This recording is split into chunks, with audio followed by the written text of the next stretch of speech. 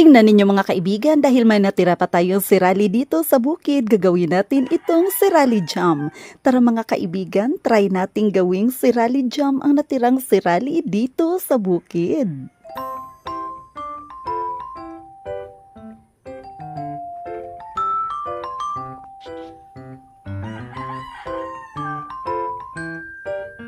Ang una nating gawin sa mga ito ay babalatan natin.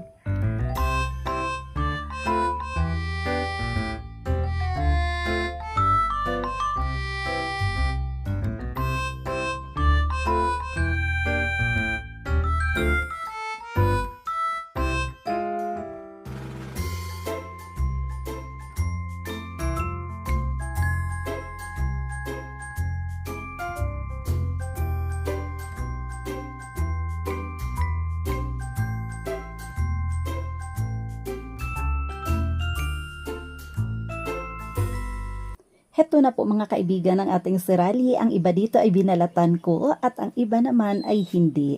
Ito ay ilalaga natin sa mainit na tubig at try ko talagang wag balatan upang malaman ko kung pwede nang hindi babalatan dahil naku, napakaliit ng bawat isa kapag ito'y binalatan. At kaya, let's go! Ito'y ating ilalaga.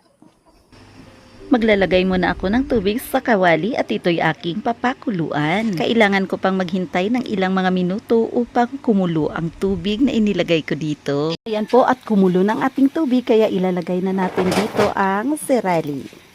Papakuluan po natin ito hanggang sa lumambot.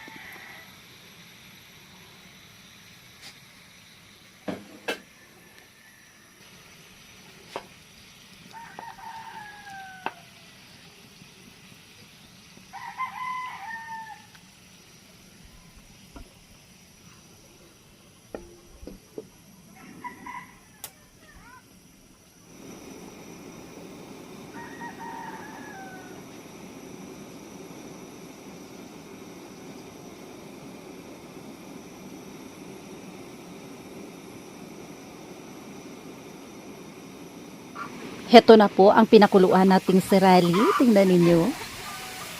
Maghihintay, kukunin natin ito. Ayan siya.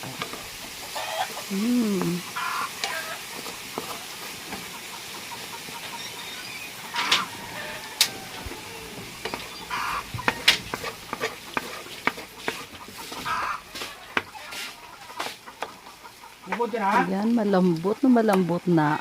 Pwede rin pala pati ang balat. Ayan, tingnan niyo mga kaibigan, malambot na pati yung balat ng sirali. At ito ang gagawin nating sirali jam.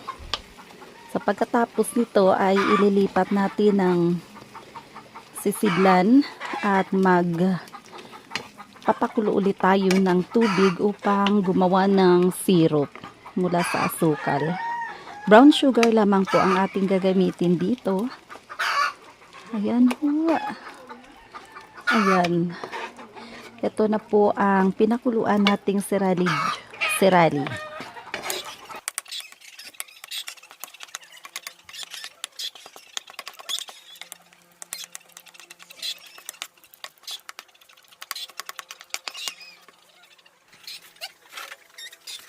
Ayan mga kaibigan, ililipat ko lamang ito ng lalagyan upang makagawa na rin ako ng syrup.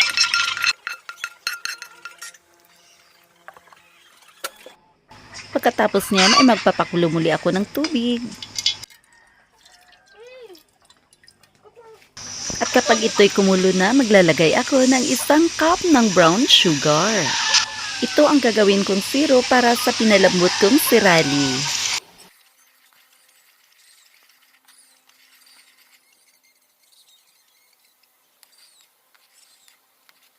Hanggang sa naging syrup na ito, kaya ilalagay ko na dito ang pinakuluan ko kaninang sirali. Tamang halo lang po ang kailangan upang ma-achieve natin ang tamang lapot ng mga ito. Patuloy lamang ako sa paghalo upang hindi masunog ang ilalim nito. Hayan at unti-unti na pong lumalapot ang gagawin nating sirali jam.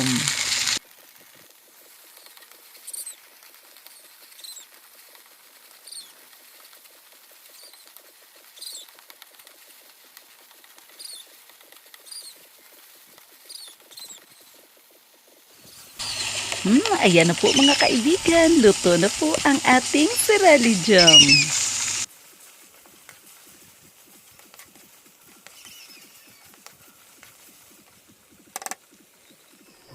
Mga kaibigan, heto na po ang ating sirali jam.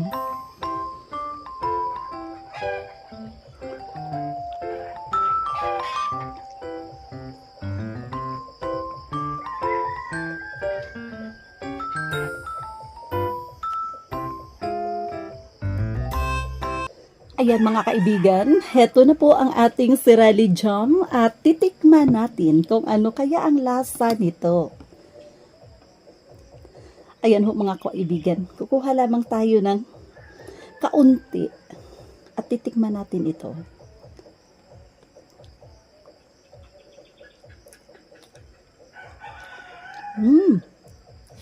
Sarap. Ang lasa niya ay parang sampalok na manamis-namis at merong asim na kaunti. Yun yung lasa niya. Dahil may tinapay tayo dito, eto yung tinapay, ilalagay natin siya sa tinapay at titikman natin kung ano kaya ang lasa. Tingnan ninyo mga kaibigan, nakagawa tayo ng sirali jam. Ayan ho.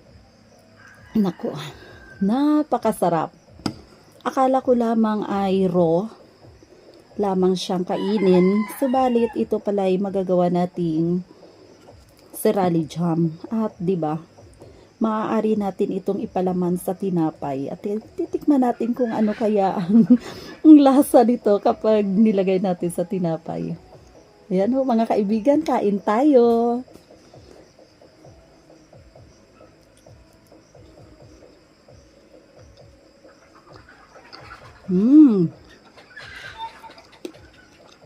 Masarap din palang palaman sa tinapay. Kita ninyo, pati yung kanyang buto ay isinama ko sa pagluto. Dahil kapag raw, kung kainin mo ito ay kasama ang buto. Kaya isinama ko siya.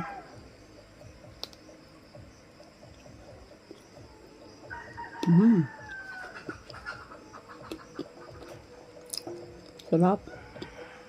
Masarap siya.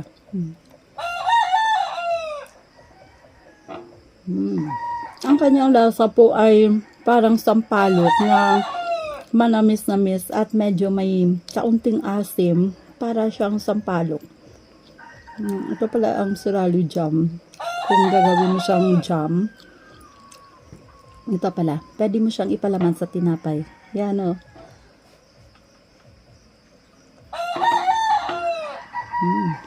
So mga kaibigan, maraming salamat po sa inyong panunood. Hanggang sa muli nating vlog. Bye!